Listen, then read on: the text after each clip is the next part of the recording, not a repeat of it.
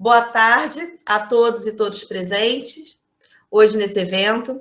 Agradeço aos estudantes, à equipe diretiva pedagógica e ao corpo docente do IEPIC, pelo apoio e parceria durante todo esse projeto. Durante esse evento, será disponibilizado um link para a lista de presença. Por favor, cuidado com o preenchimento, pois o certificado será elaborado com as informações deste formulário. Esse é o nosso quarto encontro e gostaria de apresentar o nosso convidado, o professor Fernando Pena. Fernando Pena é professor da Faculdade de Educação da UF, graduado em História, mestre e doutor em Educação pela FRJ. Ele é hoje um dos principais nomes do movimento em defesa de uma educação democrática. O professor Fernando Pena, além de ser um pesquisador no tema, tem a experiência do chão de sala de aula da educação básica. Foi, inclusive, professor de História da Rede Estadual do Rio de Janeiro.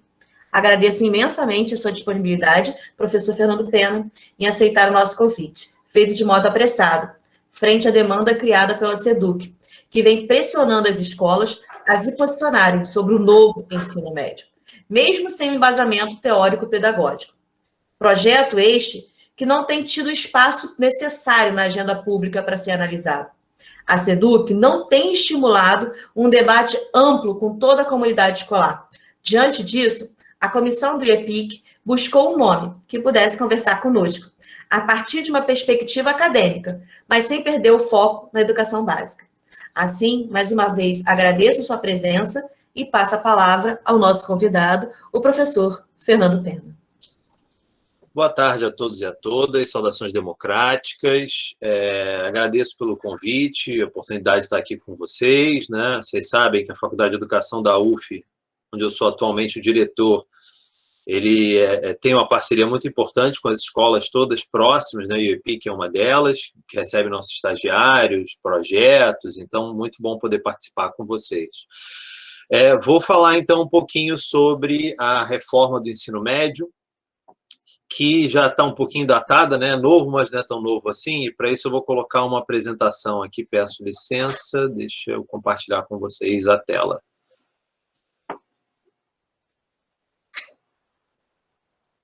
Pronto, vocês estão já vendo aí a... Deixa eu... Vamos voltar. Tá, pronto. Então, eu trouxe para vocês darem uma olhadinha, esse é o logo, né, que eles usaram na época. Então, na época, eu estou dizendo de quando. Quando é que surge a reforma do ensino médio? A reforma do ensino médio é um dos primeiros atos do governo Temer.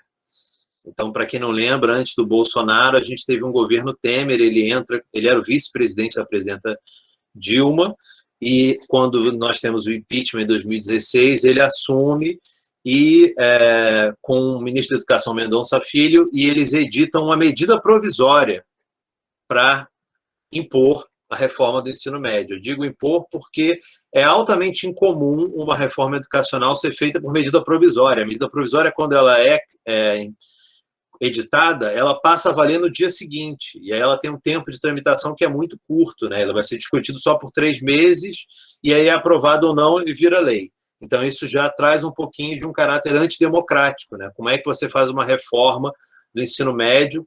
E aqui ninguém está negando a necessidade da reforma, assim, de se discutir e repensar o ensino médio, mas como é que se discute isso em 3 meses, prorrogável por mais 3? E a medida provisória foi apresentada em 2016 e se torna lei em 2017, a Lei 13.415.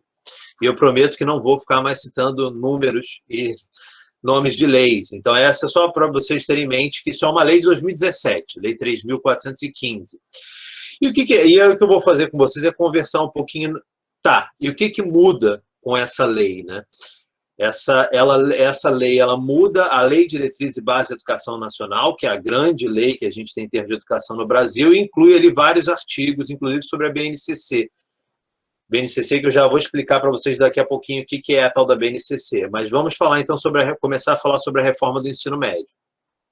Sobre ela, eu vou usar como um primeiro título o título Pequeno Temer e o Grande Perigo da Reforma.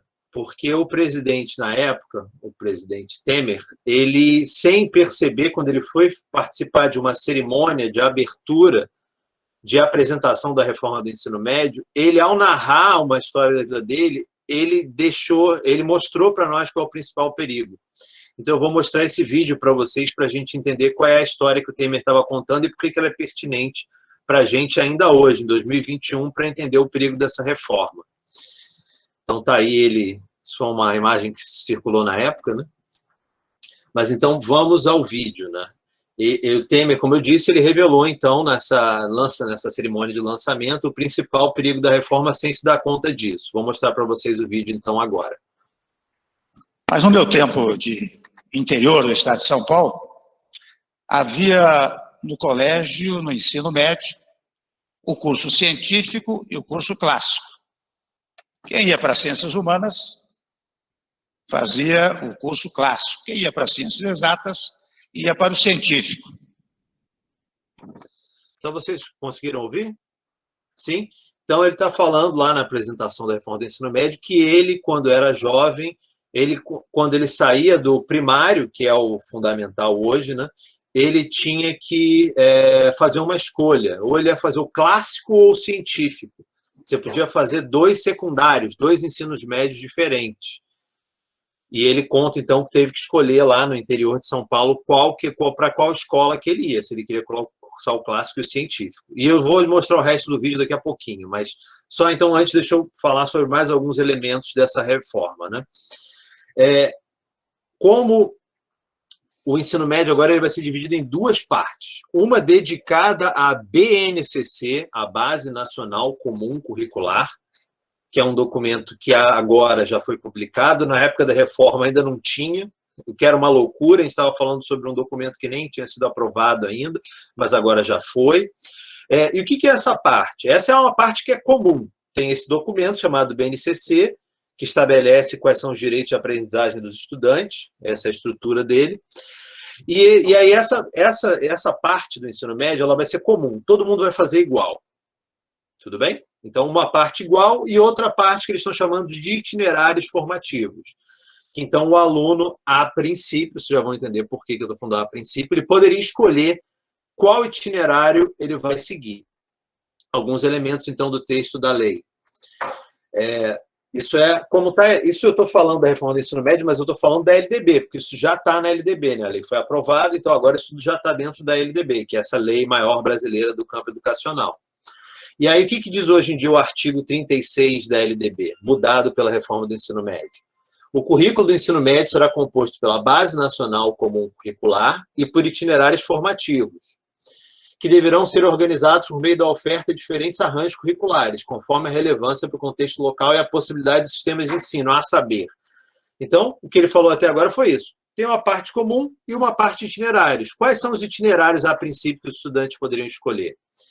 Linguagem e suas tecnologias, matemática e suas tecnologias, ciências da natureza e suas tecnologias, ciências humanas e sociais aplicadas e formação técnica e profissional. Então, teoricamente, o estudante teria aí 5 opções, no mínimo, para ele escolher nessa segunda parte do ensino médio. E aí vocês já podem estar se perguntando, né? Pô, mas quanto é cada parte, né? Atualmente, o ensino médio, cada ano do ensino médio, são 800 horas letivas, que somando os 3 anos dá 2.400 horas. E aí o que tem escrito sobre isso, sobre quanto vai ser, quantos por cento é cada coisa? Na LDB agora está escrito que a carga horária destinada ao cumprimento da BNCC não poderá ser superior a 1.800 horas. Só que isso não quer dizer muita coisa, né? 1.800 horas em quanto? Em 2.400, que é o atual ensino médio, porque a própria reforma do ensino médio queria aumentar para 1.400 horas diárias, com um momento intermediário de 1.000 horas anuais. O que quer dizer, atualmente, a gente teria como se fosse 4 horas, isso aumentaria para 7 horas diárias de ensino médio, né? Porque eles estavam falando na época de um ensino integral.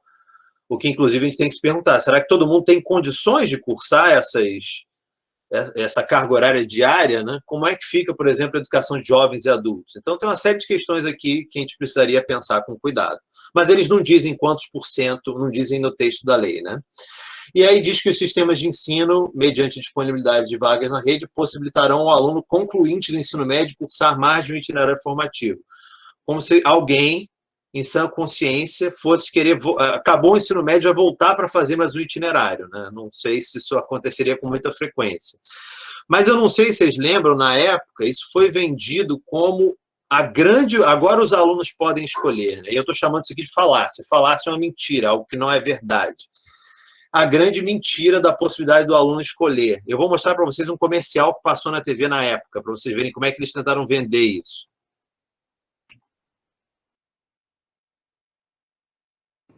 Novo ensino médio. Quem conhece, aprova. Eu escolho o que eu vou estudar? Então é claro que eu aprovo. Minha vocação? Sim, eu aprovo. Eu quero. Eu aprovo. Com o novo ensino médio, você tem mais liberdade para escolher o que estudar, de acordo com a sua vocação. É a liberdade que você queria para decidir o seu futuro. Quem conhece o novo ensino médio? Aprova. Acesse o site e saiba mais. Ministério da Educação, Governo Federal, Ordem e Progresso. Bom, até eu quero voltar para fazer esse ensino médio, né? Os alunos estão lá no escuro e aí acende uma luz e agora eu posso escolher eu estudar o que eu bem entender. E será que é verdade? Será que essa reforma ela vai propiciar isso? Será que ela vai possibilitar que os estudantes realmente escolham? Não, não necessariamente. Vamos lá, por quê?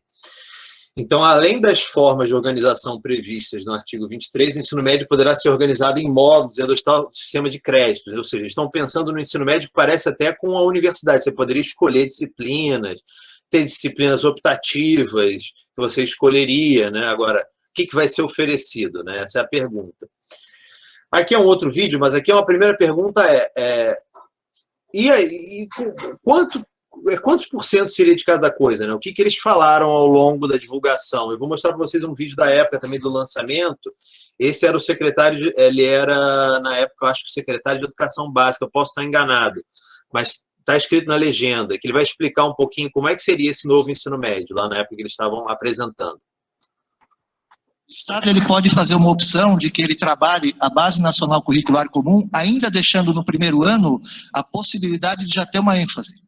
Da mesma maneira como a escola não é obrigada a ofertar as 5 ênfases. Então você pode ter o Estado definir que uma determinada escola ela vai estar concentrada numa ênfase X, uma ou até 2 ênfases.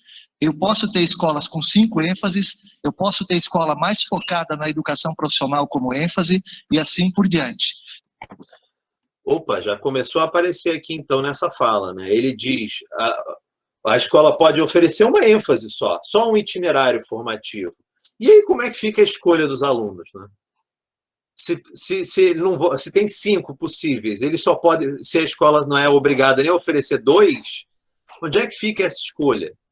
E assim, a gente está falando aqui do IEPIC, né? Niterói. E tem uma parcela significativa dos municípios do Brasil, só tem uma escola estadual. Então, se essa escola não oferecer todas as opções, onde é que fica a opção do estudante? Não fica em lugar nenhum, né? Esse é o grande perigo. E agora eu vou mostrar, então, para vocês o resto do vídeo do Temer, né?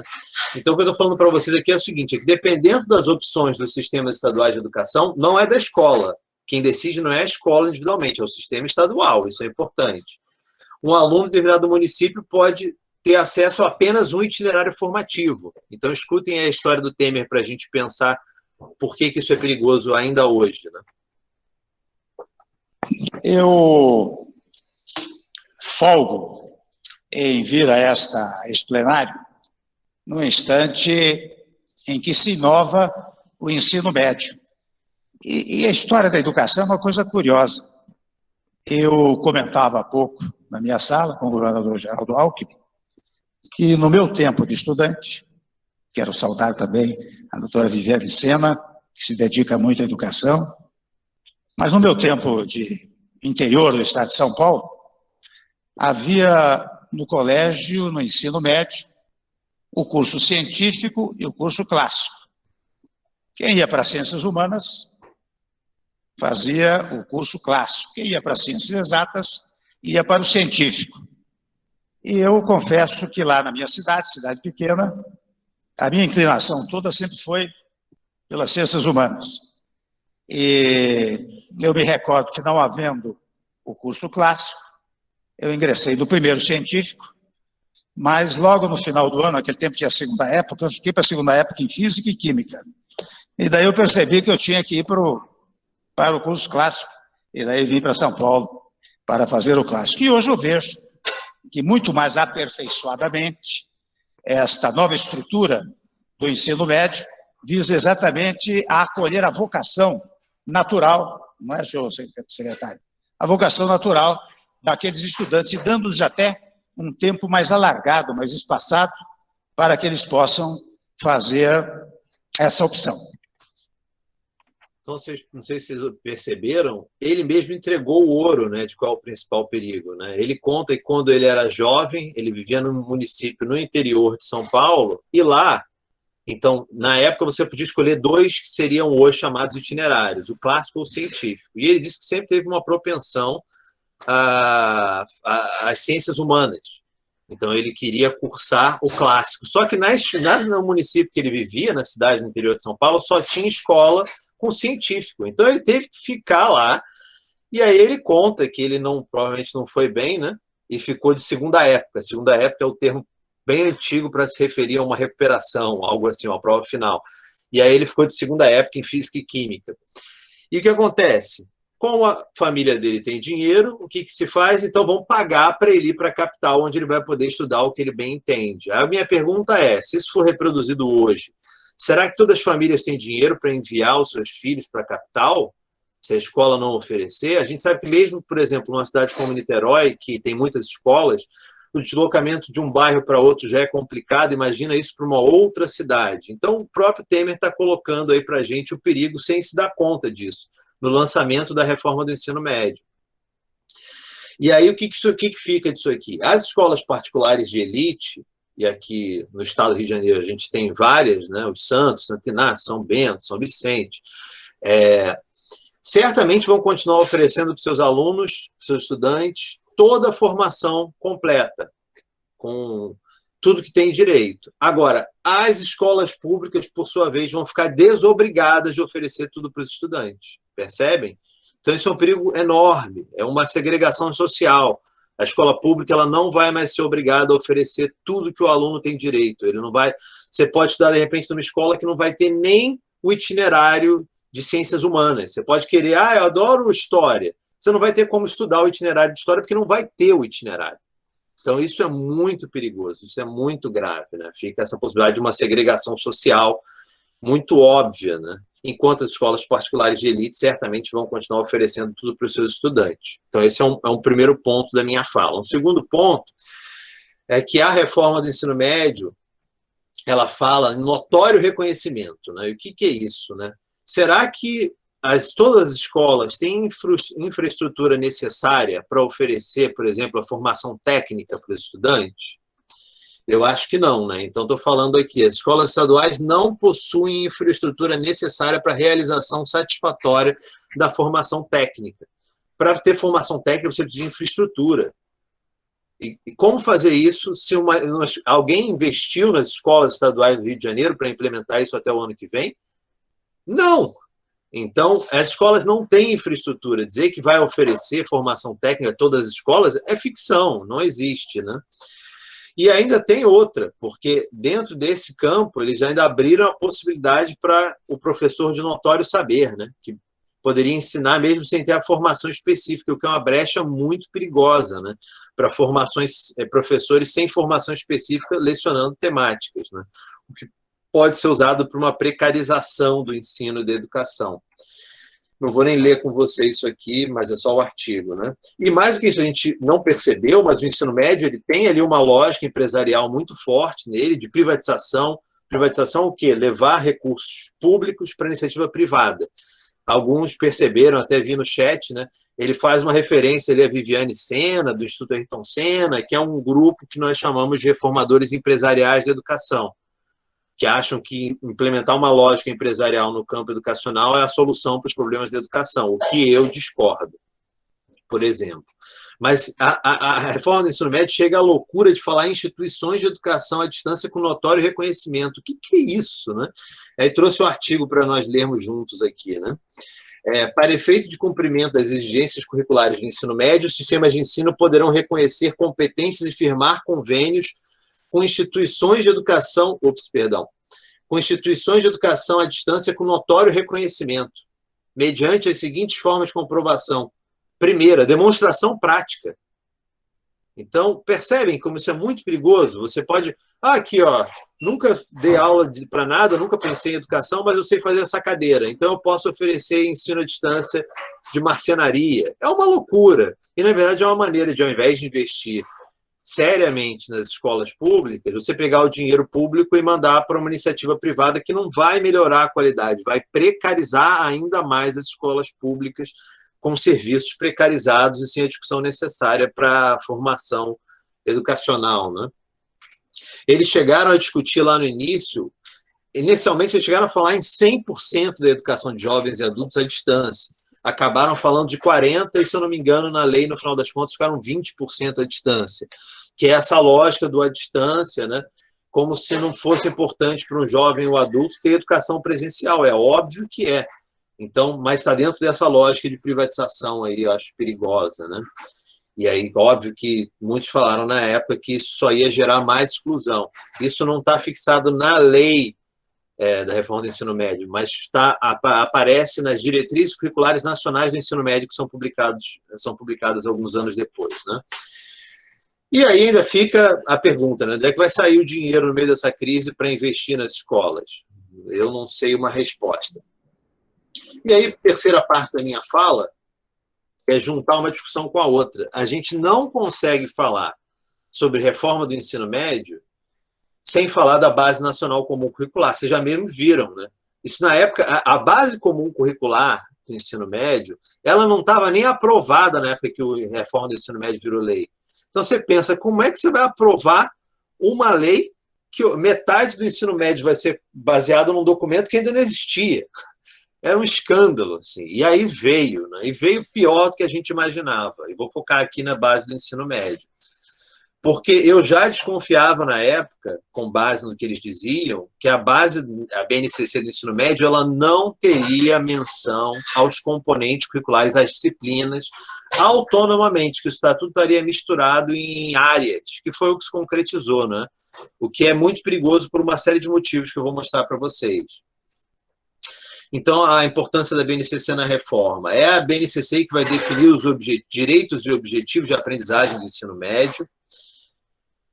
Não vou mostrar para vocês... Aliás, isso aqui é importante, né? Então, a Base Nacional Comum Curricular definirá direitos e objetivos de aprendizagem no ensino médio, conforme a diretriz do Conselho Nacional de Educação nas áreas. Aí são as 4 áreas que eu já mostrei para vocês antes, né?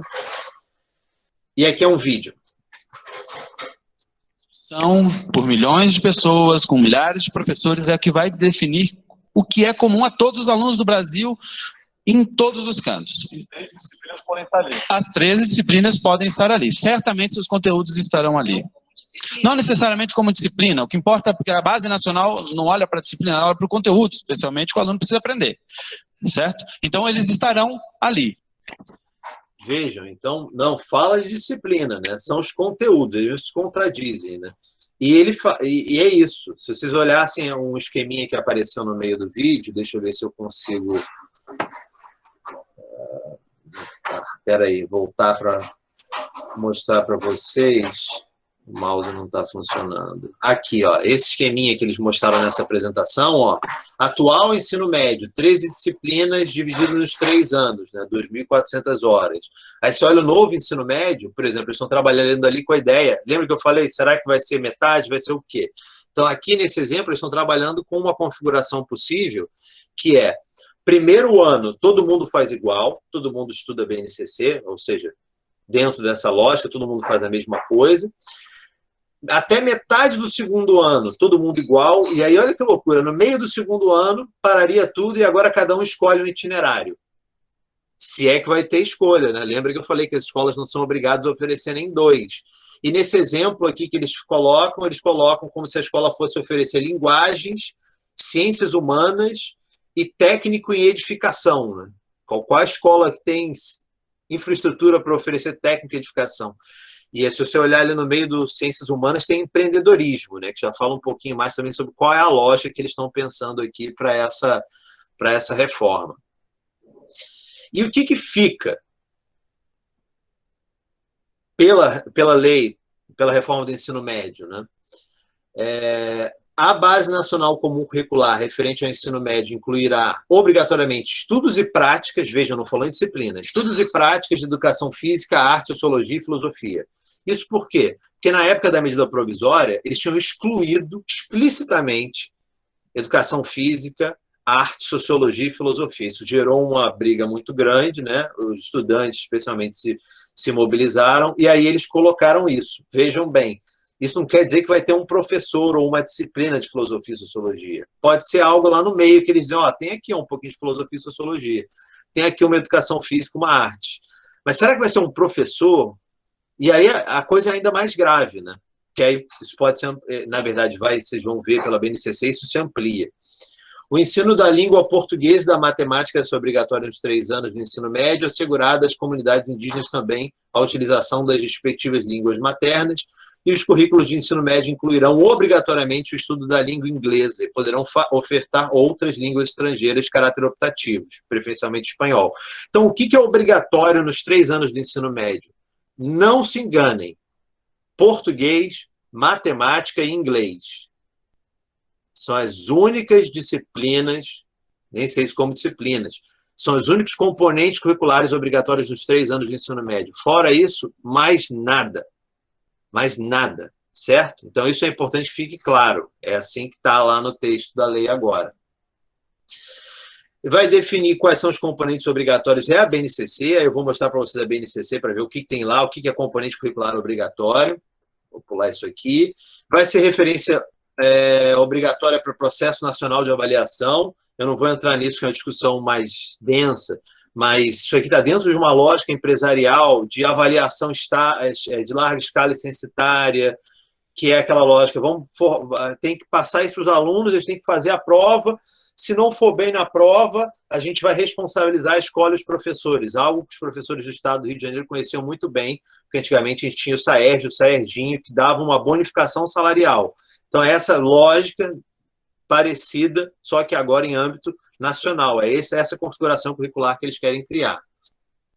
Inclusive, vai ser, obviamente, a referência para o Enem, né? Vai ser a partir da BNCC que estarão estabelecidos padrões de desempenho esperados. A gente já está falando em padrões de desempenho, ou seja, essa lógica está aí de novo, né? Não vou parar para ver os detalhes. E vai ser referência obrigatória dos cursos de formação de professores. Isso agora já está em curso, porque nós temos, não precisa focar nesses detalhes, mas a resolução número 2 de 2019 do Conselho Nacional de Educação, que criou uma BNC Formação. Eles já estão criando um documento também para obrigar as universidades a formarem o professor para trabalhar dentro dessa lógica, o que a gente vai resistir e já está resistindo. Para fechar a minha fala e a gente conversar, eu, então, trouxe para vocês o que tem na tal da Base Nacional Comum Curricular, para a gente saber o que esperar do ensino médio, né? Trouxe aqui algumas páginas, vou pular essas páginas introdutórias, quero mostrar para vocês como é que vai ficar a educação básica e o ensino médio. Então, isso aqui é a página 27 do documento da base, que traz como vai ficar o ensino fundamental. O ensino fundamental vai ter áreas do conhecimento, né? Linguagens, matemática, ciência da natureza, ciências humanas, ensino religioso. Ensino religioso é uma área na Base Nacional Comum Curricular, laicidade indo pelo espaço, né? Mas você vê ali que na segunda coluna você ainda tem os componentes curriculares autônomos, ou seja, está lá língua portuguesa, arte, educação física, língua inglesa, matemática, ciência, geografia, história e ensino religioso. Então, mas isso, lembra, eu falei, ensino fundamental. E no ensino médio? Então, esse aqui é o do ensino médio. Quem quiser ver depois, é a página 32 do documento da Base Nacional Comum Curricular. Áreas do conhecimento, aqueles 4 itinerários que eu falei para vocês lá da reforma do ensino médio. Linguagem e suas tecnologias, matemática e suas tecnologias, ciências da natureza e suas tecnologias, ciências humanas e sociais aplicadas, ok? Então, as 4 itinerários estão lá, falta aqui só o da formação técnica. Agora, olha a segunda coluna. Quais são os componentes curriculares que estão previstos ali?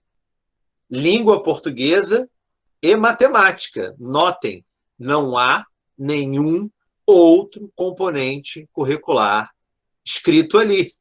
Só tem português e matemática. Isso é o documento da base, não fui eu que fiz esse esquema, não. Isso aqui eles entregaram para a gente pronto. O que isso quer dizer? Que essa reforma do ensino médio, ela abre a porta, e aí é complementada pela Base Nacional Comum Curricular, para que a gente nem necessariamente tenha professores específicos dessas, porque não existe mais, necessariamente, história, geografia, filosofia, sociologia, química, física. O que existe são as áreas. Quem vai ensinar o que estiver dentro dessas áreas? Será que para ensinar aqueles conteúdos e práticas de sociologia precisa ser um professor de sociologia ou a gente pode contratar alguém para fazer tudo isso aí? Será que na parte de ciências da natureza e suas tecnologias a gente sabe a dificuldade, às vezes, de encontrar professores de física? Está resolvido, não precisa mais de um professor específico de física. Então, entendem? Isso aqui é muitíssimo perigoso, porque coloca aqui até uma série de questões trabalhistas, né? O mercado de trabalho dos professores no ensino médio pode ser reduzido ou eliminado. Porque, será que vai ter um professor de história? Percebe o que eu estou falando? Pela lei e pela BNCC, não necessariamente, porque não tá em nenhum lugar falando que é obrigatório. A LDB hoje indica que quem vai determinar quais são os componentes curriculares autônomos é a base. E a base é isso que eu estou mostrando para vocês. Só tem língua portuguesa e matemática. Percebem? Então, isso é bastante grave, é bastante perigoso. Então, o que fica aqui para nós dessa discussão? Primeiro, é uma reforma que foi vendida como uma reforma da opção, da escolha, o aluno ia poder escolher. Eu lembro dos alunos aparecendo na época na TV e falando, nossa, agora eu vou poder estudar o que eu quiser. Não vai, porque as escolas não são obrigadas a oferecer. O que, na verdade, vai acontecer é que vão retirar a opção dos estudantes, porque ele não vai ter mais estudo na escola onde ele estuda. Entendeu? Esse é um perigo muito grande. E aí volto, isso abre a porta para uma dissociação entre escolas de elite e escolas públicas. Por exemplo, São Bento, Santo Inácio, vai continuar oferecendo tudo. Vai até se bobear oferecer latim, história da arte, francês, inglês. Então, para esse pessoal, assim, tudo vai continuar a ser oferecido, porque eles vão ter autonomia aqui. Agora, a escola pública fica desobrigada. Isso é muito perigoso. Isso é muito perigoso e, na verdade, retira a opção dos alunos. Eles não vão ter mais como ter uma formação completa, né, dentro do que a gente entendia com essa formação. Abre o caminho para a precarização do ensino médio, porque você tem possibilidade de professores com notório reconhecimento, instituições de ensino à distância com notório reconhecimento, que é uma loucura, dinheiro público indo para a iniciativa privada para precarização. E, mais do que isso, a reforma do ensino médio deixava tudo que ia acontecer no ensino médio nas costas do quê? Do tal do documento da Base Nacional Comum Curricular, que seria esse documento que orientaria a parte comum que ia ser estudada em todas as escolas do Brasil. Só que eu acabei de mostrar para vocês aqui, e quando a base finalmente é publicada, no ano seguinte, que eles aprovaram correndo, né? Tinha que aprovar no governo Temer ainda. Então, vamos fechar isso para a gente não sabia quem vinha depois, né? E aí eles aprovaram isso ainda no governo Temer. E aí o que a gente está vendo é isso. A Base Nacional Comum Curricular de Ensino Médio, ela é, ao meu ver, para quem já olhou o documento, um documento muito frágil. Ele é muito... Se você olha a área de ciências humanas, você tem objetivos ali que você pode botar qualquer conteúdo, qualquer discussão naquele objetivo, porque é tudo vago, tudo perdido no espaço, assim, você não sabe do que está falando. Mas está lá o objetivozinho de aprendizagem com uma sigla, que vai virar uma sigla para uma questão que vai ser colocada numa prova, e percebem, esse mecanismo, ele está dentro dessa lógica que eu falei para vocês muito rapidamente, do que seria desses reformadores empresariais de educação. Quem tiver interesse, só procurar os livros, os textos de um autor chamado Luiz Carlos de Freitas, da Unicamp, que para montar esse esquema empresarial na educação, você precisa ter diretrizes nacionais públicas, com codificações, né, códigozinhos para ficar claro o que é o quê, avaliações de larga escala e censitárias, e depois responsabilização. Então, por exemplo, o IEPIC, Eu posso olhar lá a prova dos alunos que saíram do EPIC, do Enem, ou qualquer outra prova que tenha outro nome, e dizer, olha, eles erraram muito o objetivo 001, 2, 3, 4. Então, o EPIC está com problema. Vamos responsabilizar os professores do EPIC que não estão ensinando isso aqui. Então, EPIC... Entende? Esse é o perigo. Eu falava isso lá em 2016, 2017, as pessoas não acreditavam, mas eu falava, é importante olhar não só a reforma do ensino médio, mas como ela está vinculada à base e à formação de professores e essas avaliações externas. Porque agora já tem um documento que é a BNC Formação, que vai obrigar que as universidades formem os professores para ensinar a base, e é horrível o documento, é terrível, a gente já tem uma posição da Faculdade de Educação contra. A reforma do ensino médio, a Base Nacional Comum Curricular, e agora só está faltando esse mecanismo de responsabilização das escolas e dos professores, dentro dessa lógica. Então, eu trago aqui para vocês isso, né? É importante dizer, como eu disse, é uma reforma aprovada em 2017, é uma base aprovada em 2018, e que agora a correria começou porque faltam alguns meses, o prazo é 2022. Então, agora eles vão tentar enfiar isso goela abaixo de todos vocês, independente se vocês concordarem ou não com isso. A mobilização dos estudantes e dos professores já foi importantíssima na época da reforma, não conseguimos impedir, né? Entender que assim, o governo Temer não era já era assim, um fechamento, uma diminuição da densidade democrática no Brasil, né? Não estou nem falando de hoje. Mas a gente precisa resistir, porque caso contrário, os alunos que querem mais sociologia, mais filosofia, mais educação física, mais arte, vão ser privados disso tudo, menos história, menos tudo, né? É uma precarização aqui do ensino médio. Então era isso, pessoal. Dizer para vocês que esses são os dados que a gente tem. O que importa agora é a luta que vai ser feita por professores e estudantes para impedir que a versão mais negativa disso venha a ser a regra, por exemplo, no estado do Rio de Janeiro. Acho que a gente tem muita luta aí para tentar fazer com que... É o que eu disse, a reforma... Assim, existem brechas, isso tudo já está na Lei de Diretriz e Base da Educação Nacional, na tal da LDB, mas dentro da LDB ainda dá para fazer um ensino médio que a gente acredite, não precisa desmontar tudo que a gente já tem. E aí sim, eu acho que a gente precisa aproveitar essa discussão sobre o ensino médio para não só resistir a isso, mas pensar o que nós queremos. Que é esse engajamento de professores e estudantes que vai fazer com que novas propostas de ensino médio surjam, novas experiências possíveis, né, para abrir horizontes aí para que a gente não caia dentro dessa lógica que eles querem implementar. Bom, então a apresentação inicial era essa, eu me coloco à disposição de vocês para conversar, tirar perguntas, tirar dúvidas, fiquem à vontade. Fernando, obrigada, parabéns, assim... Você foi super didático, foi muito claro, muito objetivo. Trouxe várias questões que estão se colocadas e você começou a apontar e que no chat estão se fazendo essas questões. Essa reforma do ensino médio e a BNCC, que você pode colocar quase que no mesmo bolo, né, dessas mudanças nas políticas educacionais, qual vai ser o papel dela e qual vai ser o peso dela na ampliação da desigualdade social da educação brasileira? E, além disso, uma outra questão também que foi colocada. E aí? Até onde você que é especialista, você que está dentro, você que está acompanhando esse debate, como você vê? Há ainda condições de resistência, brechas, como fazer... Como a gente consegue ainda resistir a isso? Como a gente consegue tentar mudar esse caminho que está sendo levado à educação brasileira? O que nos resta, né? Assim, como a resistência pode se pensar? Como podemos pensar juntos uma resistência a essa nova reforma do ensino médio, a essa imposição do BNCC? O que fazer?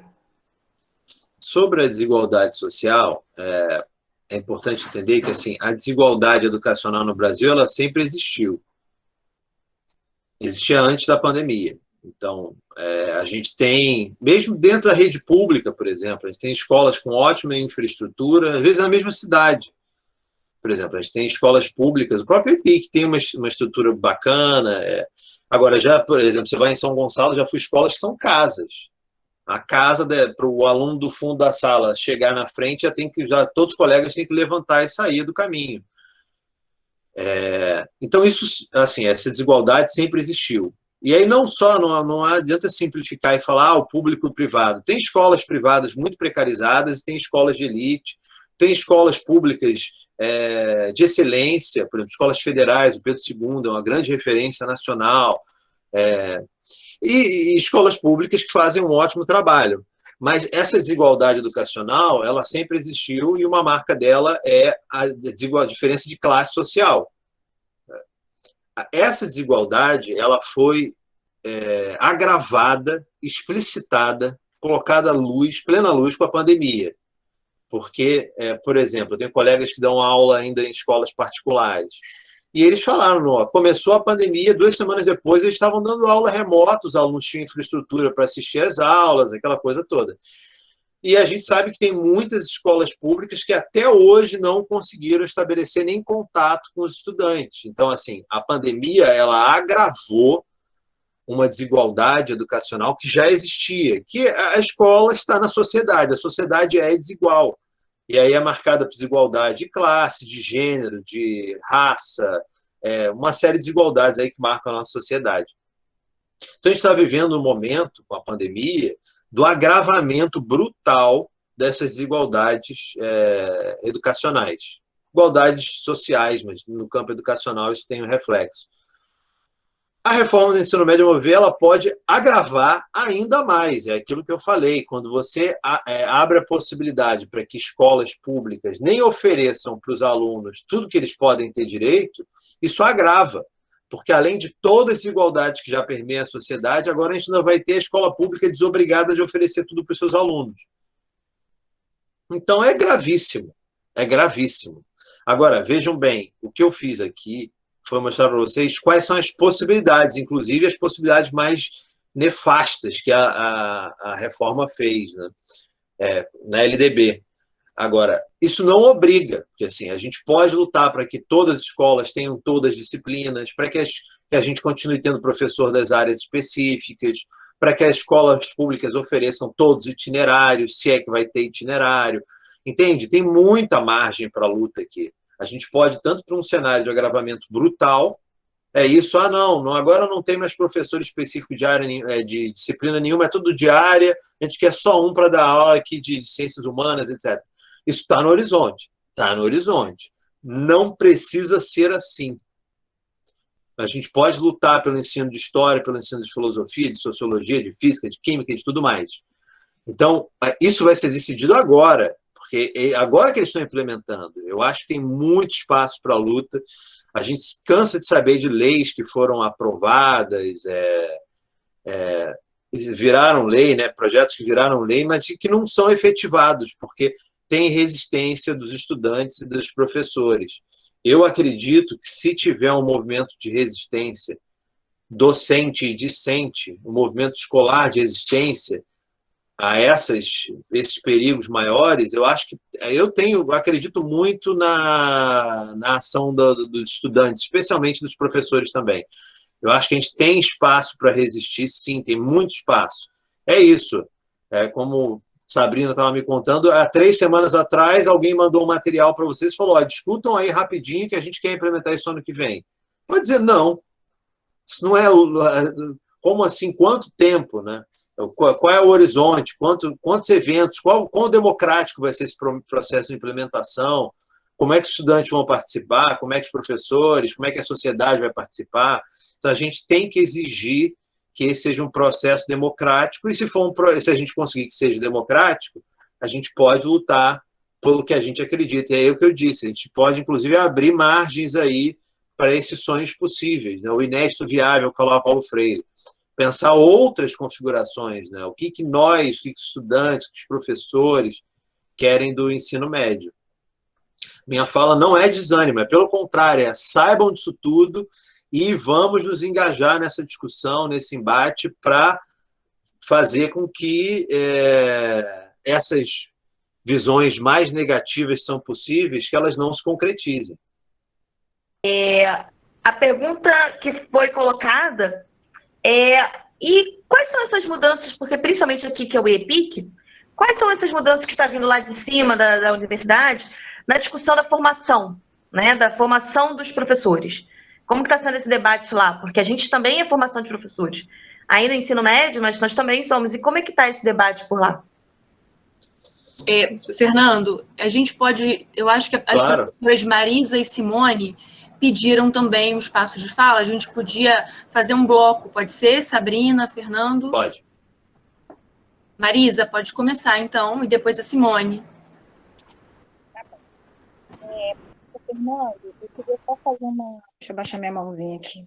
Uma contribuição e que me preocupa muito uma situação.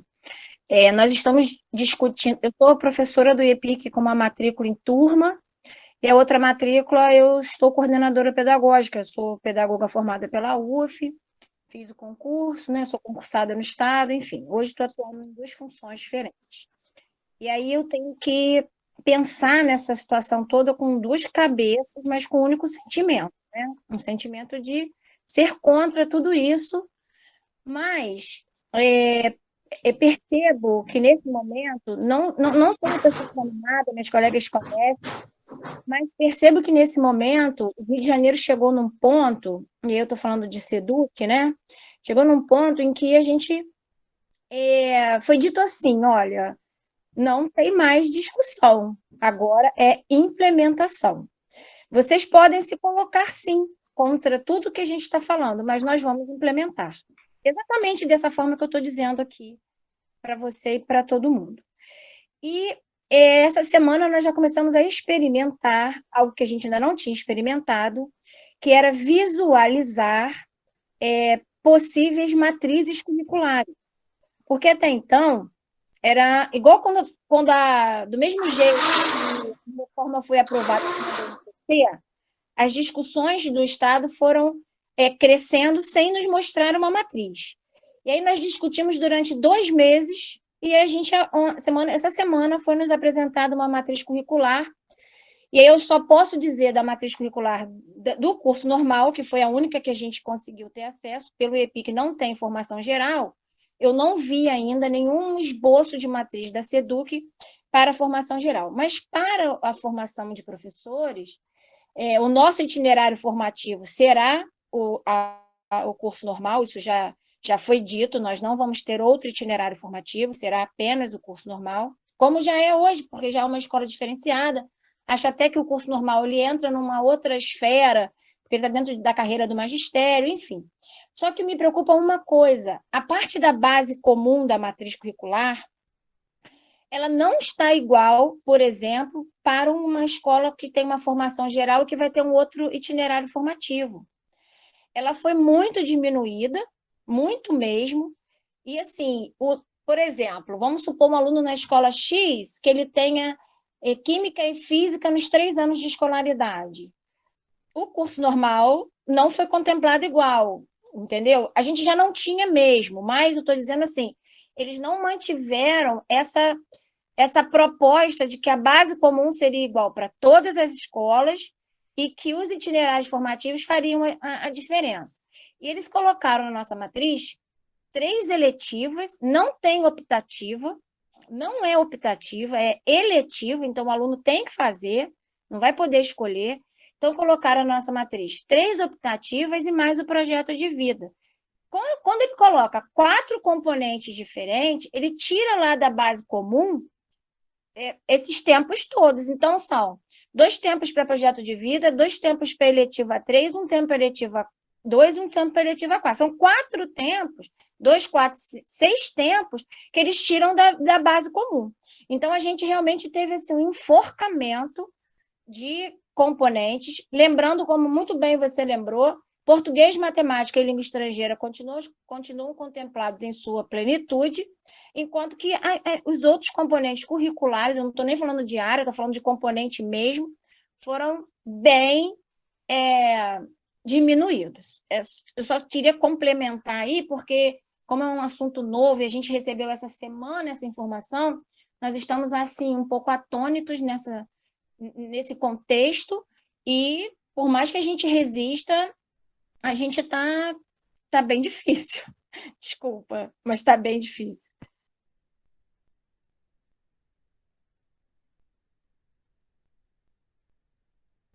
Ok, Robertinha.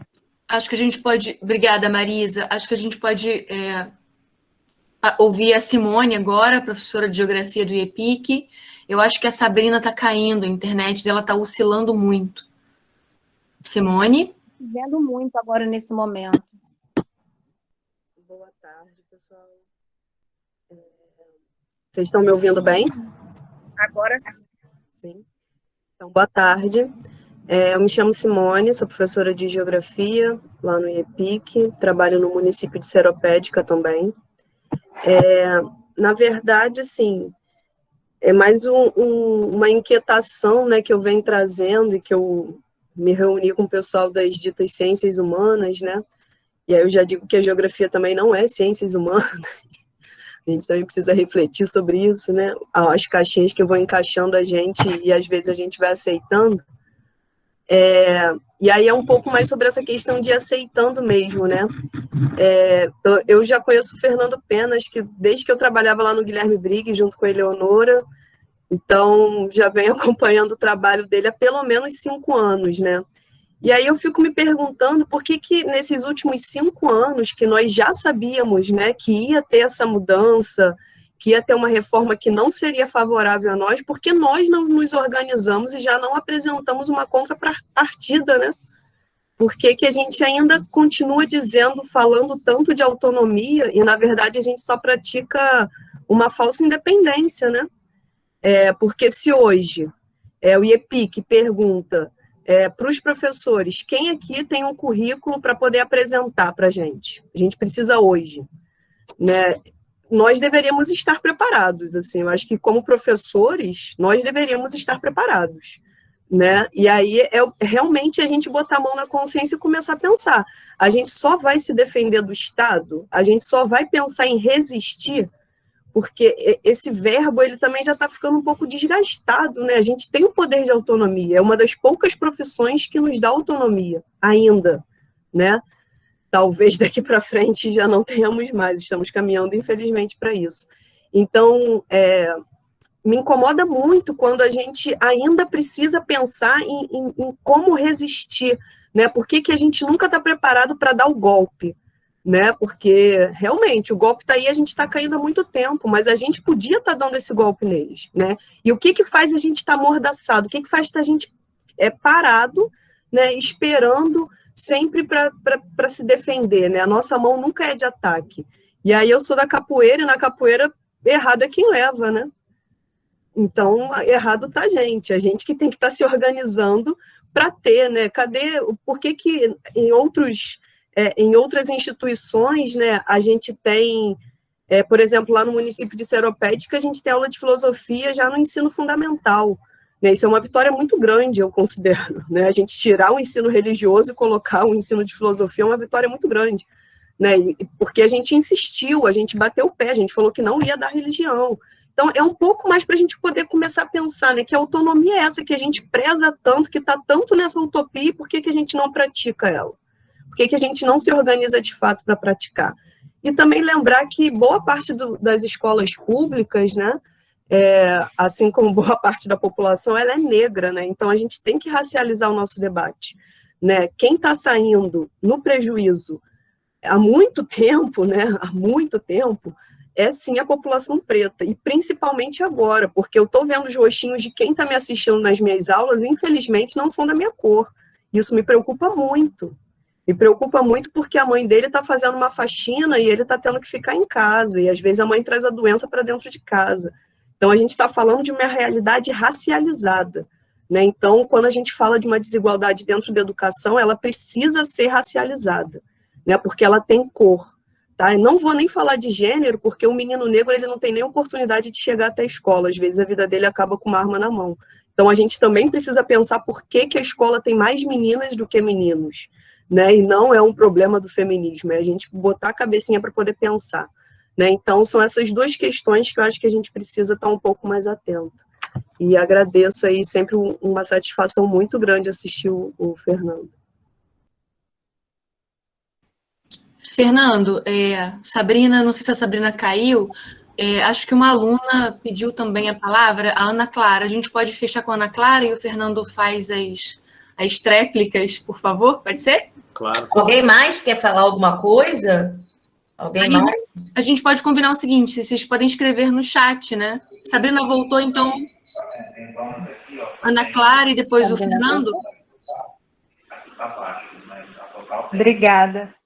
Obrigada pelo aluno. Professora Deliceu. Pessoal,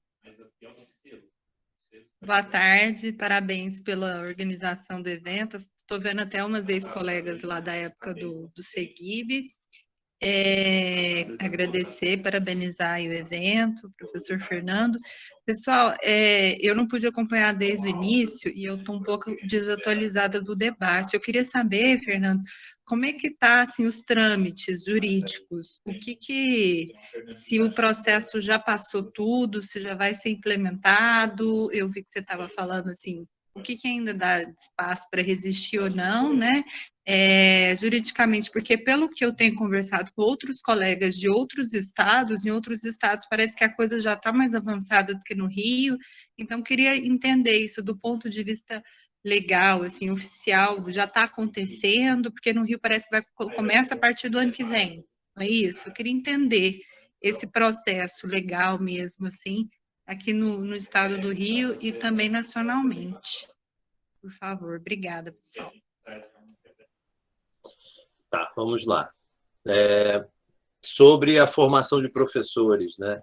E aí eu acho que vocês também vão ter que se adequar à resolução número 2, 2019, que é o documento que institui a BNC Formação. Vocês achavam que só a BNCC já não bastava? Tem outra. A resolução número 2, 2019, do Conselho Nacional de Educação, ela institui a Base Nacional Comum de Formação de Professores, que é basicamente dizer que a carga horária para a formação ela vai transformar a formação de professores em repetidores da BNCC. Eu não sei como é que fica a implementação, porque esse documento ele fala muito do ensino superior. Eu não lembro, também não sei se foi a minha leitura dele destacar critérios para a formação normal, mas tem que se olhar. Mas é isso, para a formação de professores já tem uma diretriz nacional que é essa, BNC Formação, que é uma simplificação brutal da formação docente, tentando transformar os professores em aplicadores da BNCC. Por exemplo, num curso de História, sou formado em História, o aluno não pode ver nada de História que não está na BNCC. Então, percebe? Eu não sei nem... porque tem uma série de questões aí para a gente pensar essa nossa reação, né? E aí talvez eu dialogue mais com a Simone, mas antes de chegar na Simone, a Marisa. Marisa, eu até estava falando com os colegas, né, que me convidaram, que eu estou sabendo que o Rio de Janeiro começou a se mover. Algumas semanas já eu tenho recebido pedidos de palestras, e aí eu falei, por que o pessoal está me pedindo de novo agora? É aí que eu me toquei o que estava acontecendo, né? Mas eu ainda não vi eu pedi para os colegas me mandarem, algo escrito que a SEDUC tivesse mandado, mas ninguém tinha ainda recebido esse material. Pelo que Simone falou, pelo que Marisa falou, é algo muito recente, então eu não tenho nem como dizer o que é que está nesse documento. O que eu estava dizendo de resistência é porque o que a gente está falando aqui, bem ou mal, é do que está na LDB agora. Porque a reforma do ensino médio é uma lei que mudou a LDB. Então, o que importa para a gente é o que está na LDB. A LDB sempre foi uma lei que ela garantia, como já disseram aqui, uma autonomia muito grande para as escolas. A possibilidade de configurações escolares, assim, curriculares, ela era muito grande, sempre foi. E mesmo com as mudanças causadas pela reforma do ensino médio, ela continua assim. É disso que eu estou falando. A lei, e aí eu já respondo um pouco para a Ana Clara. A reforma do ensino médio foi uma medida provisória em 2016, que foi convertida numa lei, Lei 13.415, em 2017. Então, isso já está na LDB. Isso está falando de LDB. Todas as mudanças que eu li para vocês já estão na LDB. O que faltava? O que estabelecia o prazo para a implementação era a aprovação da BNCC. E a BNCC foi aprovada, se eu não me engano, em BNCC do ensino médio, que foi a última a ser aprovada, foi aprovada em 2018, que eles queriam aprovar, que eles não sabiam quem ia entrar, né? Vamos garantir logo no governo Temer. E aí qual o problema?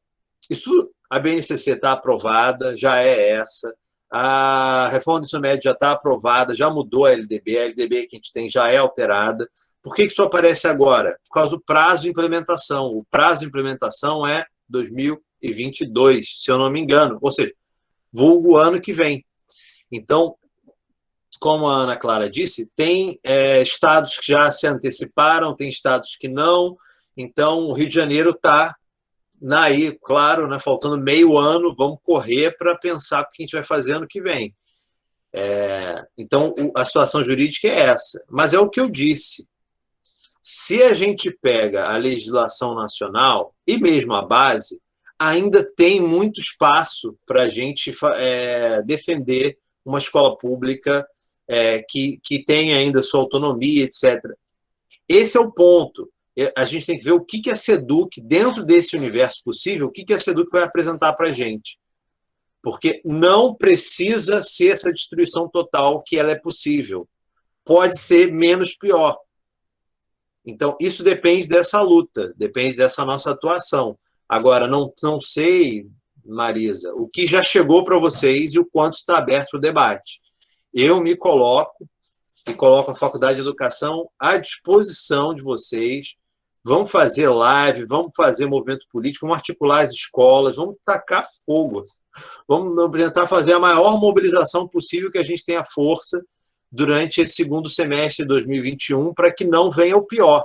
Eu acho que a gente tem força, eu acho que essa é a questão, é só a gente articular. Eu me coloco aqui, estou me oferecendo em público, não tem como voltar, está sendo gravado, então estou lascado já. Vamos articular, vamos falar com mais escola, fazer mais eventos, vamos fazer o que for necessário, fazer um movimento mesmo em defesa do ensino médio no Rio, vamos retomar essa luta, né? Simone, sobre a questão da racialização, foi o que eu falei, Simone, estou de acordo com você em absoluto. A desigualdade educacional não surge com a pandemia escancara e agrava essa desigualdade, é o que você falou, né, quando você fala que não vê pessoas com a mesma cor de pele que você, é isso, a gente está vendo o que antes a gente se enganava, não tem desigualdade, não sei o que, agora é inegável, nem os caras reformadores empresariais de educação negam mais essa desigualdade, porque ela está escancarada, tem gente que está tendo acesso a tudo e tem gente que está tendo acesso a nada, então é disso que a gente está falando, uma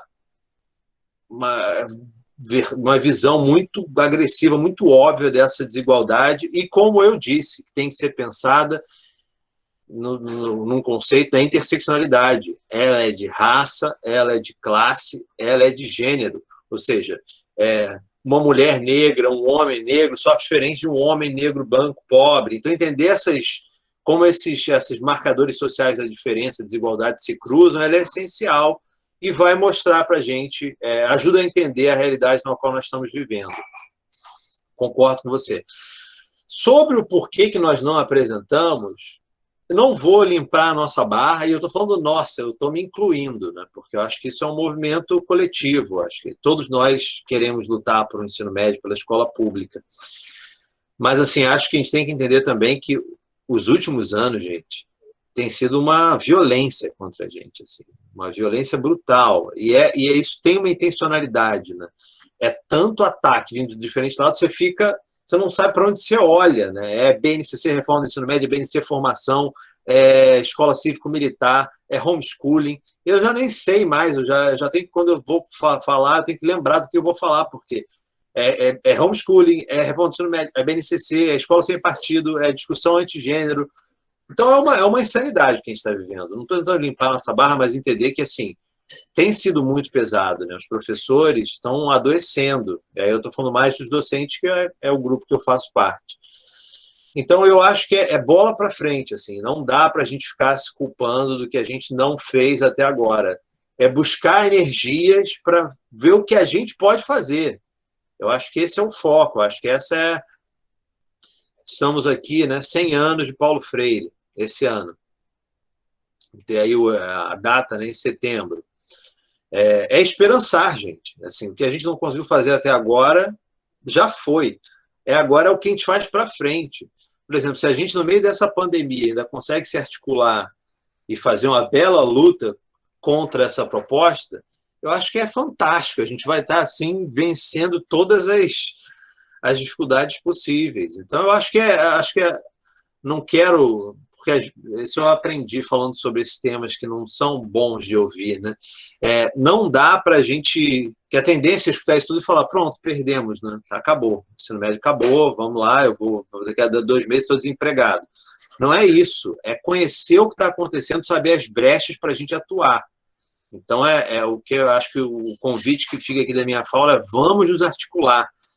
Assim, não adianta ficar a educação básica lutando contra a reforma do ensino médio, o ensino superior ficar lutando contra a BNC formação, a escola pública vai lutar contra a militarização, um movimento contra... É tudo articulado, isso tudo está junto. Então, ou a gente faz um enfrentamento forte, assim, articula a luta contra a BNCC, contra a BNC formação, contra a reforma do ensino médio, ou a gente não vai ter força. Então, é pensar...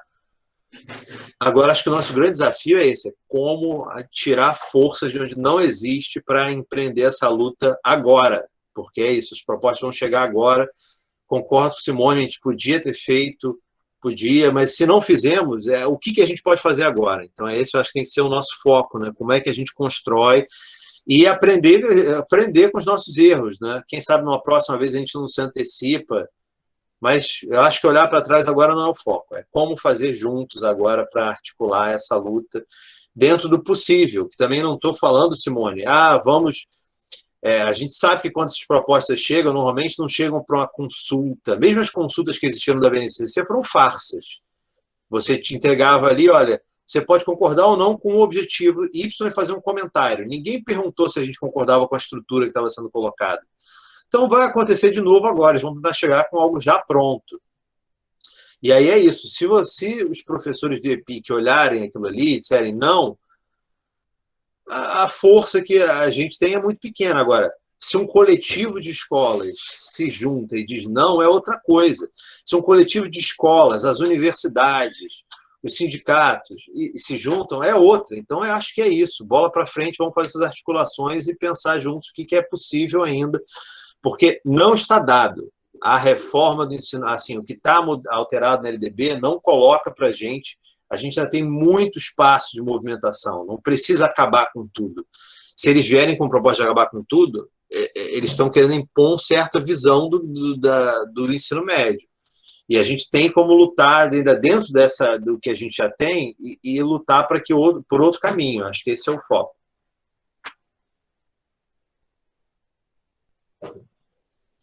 Muito obrigada, Fernando. Alguém mais tem alguma colocação? Alguém mais quer fazer alguma explanação? E aí, assim, a Maria Elizabeth colocou como vai ser construída essa carga horária nas áreas de conhecimento e as aulas serão presenciais. Fernando, acho que a gente já, né, pode fechar com isso. E a gente já conversou, não sei se a gente já teve, inclusive, reuniões sobre isso aqui no IEPIC. Na verdade, Fernando, já que está chegando às escolas, a gente já teve alguns drives exatamente para preencher como essa consulta, se a gente concorda ou não com o parágrafo e qual é a redação que a gente sugere. Exatamente igual que houve tanto da BNCC e depois com essa do Rio de Janeiro. Está chegando os drives e acho que a Maria, alguém levantou a mão. Levantou a mão mesmo ou foi sem querer? Tem alguém? A Mari foi sem querer? Levantou a mão? Então tá. Então, a Maria Elizabeth, ela colocou se tem algo dizendo sobre as aulas presenciais e a questão de como que a gente, né, como que vai ficar essa carga horária. Acho que você começou um pouco, né, a falar sobre isso. Então, fechando, acho que depois dessa fala ninguém mais tem nada a ser colocado. Então você pode já agradecemos, pode fazer suas considerações finais, Fernando. Muito obrigada pela sua presença, muito obrigada por aceitar o nosso convite de uma semana para outra, porque exatamente isso, as demandas estão surgindo e a gente está atropelando, é estratégia mesmo, é uma estratégia política, né? É um projeto de colocar rapidamente, sem debate, aprovações. Então, assim, muito obrigada, Fernando, muito obrigada mesmo pela sua aceitação do convite de pronto, né? E a gente só precisou ver qual agendas. Muito obrigada. Você pode fazer suas considerações finais e, mais uma vez, eu agradeço. Roberta, quer falar alguma coisa? Sim.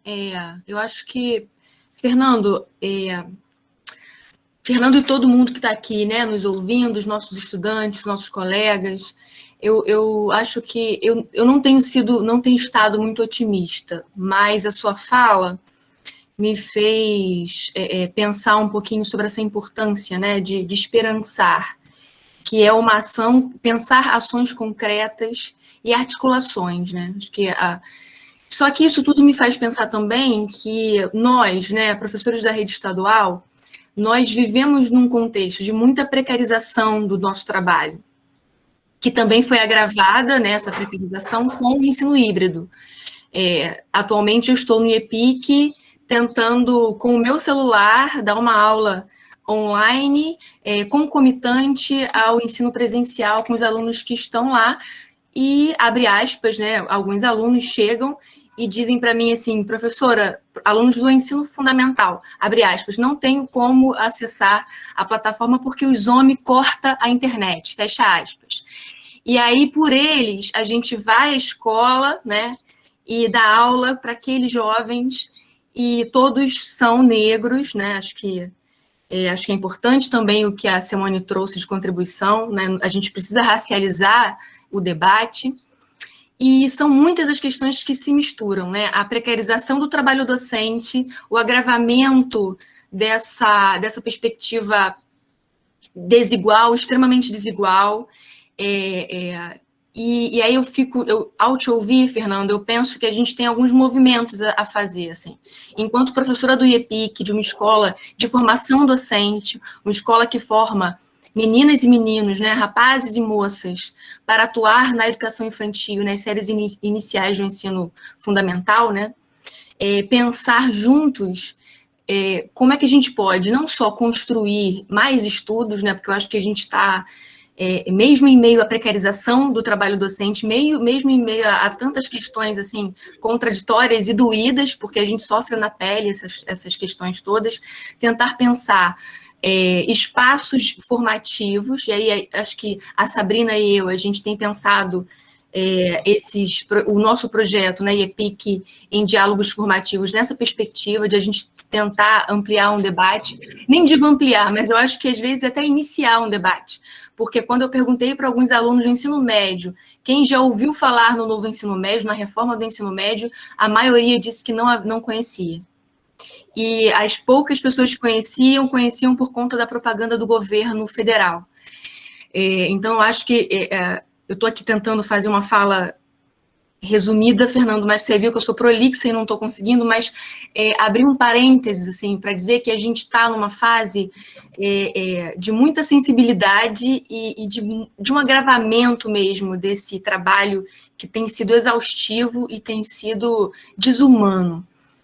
Mas, né, todavia, a sua fala me trouxe a necessidade da gente pensar espaços de resistência, e eu acho que, e aí eu vou, não sei se discordar da Simone, né, porque eu acho que a gente, talvez a palavra já tenha sido utilizada em muitos momentos, mas a gente pode trazer a palavra de novo e vivificar essa palavra, né, eu acho que resistir com poesia, resistir com estudos, resistir pensando que a gente precisa trazer para o diálogo as questões que nos afligem, né? As questões que nos inquietam. E nesse momento, essa ação violenta da CEDUC, enfim, né? Desde o golpe, desde de 2016, 2017, essas ações violentas elas estão mais ampliadas. E aí, tentar pensar nesse espaço de agora como um espaço, temos 56 pessoas presentes nesse momento, tentar pensar que nós temos aqui estudantes e professores que estão tentando, né? Eu acho que, assim, tentar pensar a partir de uma ação refletida e sensível, pensar o que a gente pode fazer enquanto coletivo. Eu estou falando tudo isso para primeiro te agradecer, né, mais uma vez, Fernando, e dizer que eu acho que a gente precisa, de fato, fazer valer essa expressão que você trouxe agora, que é a articulação entre escola básica e universidade pública. Eu fiz letras na UF em 2002, estava entrando lá menina, com 17 anos, e uma menina que veio das classes populares, 10ª filho, um irmão deficiente, e a primeira da família que ingressou numa universidade pública. E eu penso que a gente precisa agora tentar articular as nossas falas, por mais que a gente tenha diferenças, tentar articular e pensar num bem comum. E o nosso bem comum hoje precisa ser a favor da escola pública, a favor de uma formação humana ampliada, crítica, reflexiva e também sensível, porque a dimensão afetiva, sensível, emocional, né, das emoções, daquilo que nos afeta, também nos constitui sujeitos pensantes que não só pensam, mas sentem e agem no mundo. Enfim. E aí, visto isso, tudo isso que eu estou dizendo aqui, ainda muito no calor do momento, ainda pensando em muitas questões, vindo de uma comissão que teve que responder, preencher vários formulários da área de linguagens, e aí a gente ficou até às 10, 11 horas da noite com os colegas de linguagens, professores de artes, professores de educação física, professores de língua estrangeira e de língua portuguesa do IEPIC, todos juntos, pensando, refletindo e preenchendo vários questionários, e nesses questionários a gente pensava, né, sobre a importância da autonomia docente, a importância de sermos de dedicação exclusiva, e nós não somos de dedicação exclusiva, muitos de nós têm 2 matrículas, ou trabalham em escola particular para conseguir se manter, para conseguir gerir a própria vida. E ainda assim a gente estava lá tentando preencher aqueles formulários que também eram formulários violentos, né? Porque a gente tinha que dar uma resposta quando a gente tinha da própria secretaria mensagens do tipo: não vai haver alteração no texto, ou vocês concordam ou discordam, mas não vai haver alteração nesses textos. As nossas sugestões eram só para constar. Então, acho que tendo em vista todo esse contexto, assim, a gente resolveu chamar o professor Fernando Pena para a gente conversar e ampliar isso, e eu penso que a gente pode tentar ampliar esses debates virtualmente, mas também possibilidades de luta política mesmo, de intervenção mais contundente. E é isso, assim, Fernando, eu agradeço de novo, peço desculpas por uma fala tão cheia de palavras, mas com muito afeto aqui, Estou vendo vários rostinhos de pessoas muito queridas, pessoas que me ensinam a ser uma professora mais sensível, até a desejar estudar, sentir curiosidade por estudar, e agradecer a Letícia, a Sabrina, a Bia, a Marisa, o Miguel, e tanta gente querida que está aqui, a Antônia, a Andréia, e é isso, assim, acho que a gente precisa de mais espaços como esse. Obrigada, e desculpa a fala longa aqui e afetada demais. Obrigada, Fernando. Quem agradece sou eu, agradeço pelo convite. A última pergunta, né, como vai ser construída a carga horária das áreas de conhecimento. Essa é uma boa pergunta para exemplificar o que eu disse. Na lei, na reforma do ensino médio, ou na LDB alterada pela reforma, os parâmetros são muito difusos, é o que eu falei. Eles queriam aumentar a carga horária anual de 800 horas para 1.400, de 4 horas para 7 diárias, né? São 2.000, 800, eles querem aumentar 1.400. É uma diferença muito grande. Então, a gente nem sabe com o que eles estão operando. Ainda é com as 2.400 horas, como eram, ou eles já estão implementando o que deveria mudar para mais? Não sabemos. A gente está, acho que trabalhando a maioria das pessoas com as 800 horas, né? E disso, quanto vai ser para a base, quanto é para o itinerário? Não sabemos. A única coisa que está lá na LDB foi aquilo que eu li, que o tempo da BNCC não pode ultrapassar 1.800 horas. Mas não diz nada além disso. Então, quanto vai ficar para cada coisa, está em aberto. É isso que eu estou falando, está em aberto. Então, assim, uma proposta que vem da SEDUC, ela pode estar adequada, mas assim, tem outras propostas possíveis dentro do que está lá na lei. Eu estou dizendo, tem muito campo ali para pensar. Né? Tem muito ainda, o que está ali previsto ainda é muito vago, tem muito a ser disputado. Temos que ver, vocês já viram, na verdade, o que está sendo proposto. É o que está sendo proposto que eu estou curioso para ver. Eu queria que a SEDUC fosse mais transparente, mostrando para a gente, fazendo não só para as escolas, para a comunidade como um todo, que está sendo planejado, apresentar essas ideias, que eu não sei. Né? Vamos lá. Mas, fora isso, gente, é dizer para vocês que assim, a palavra é de esperança mesmo. Eu participei de uma luta desde 2015, não só contra a reforma do ensino médio, mas contra uma iniciativa de censura de professores, né, que se concretizava no projeto chamado Escola Sem Partido. E eu vi, cara, como 2016 estava explodindo, tinha lei aprovada em Estado, e agora a gente chegou ao ponto que a gente conseguiu derrotar, graças à articulação de agentes educacionais, a gente conseguiu derrotar. Isso caiu no Supremo. Então, assim, nossa mobilização tem efeito, eu acredito muito nisso. Então é isso, estou à disposição de vocês, né, de quem mais quiser, a gente se coloca na luta, e aí eu não só me ofereço a Faculdade de Educação para ajudar no que quiser, usar o canal da faculdade, vamos fazer evento conjunto, o que puder, que a gente puder ajudar, eu tô colocando a faculdade à disposição, tem outros colegas que podem discutir esses temas também, e aí fazer um evento para vocês falarem o que está chegando para vocês, a gente pensa juntos aí o que for possível, produtivo para essa articulação, a gente está à disposição.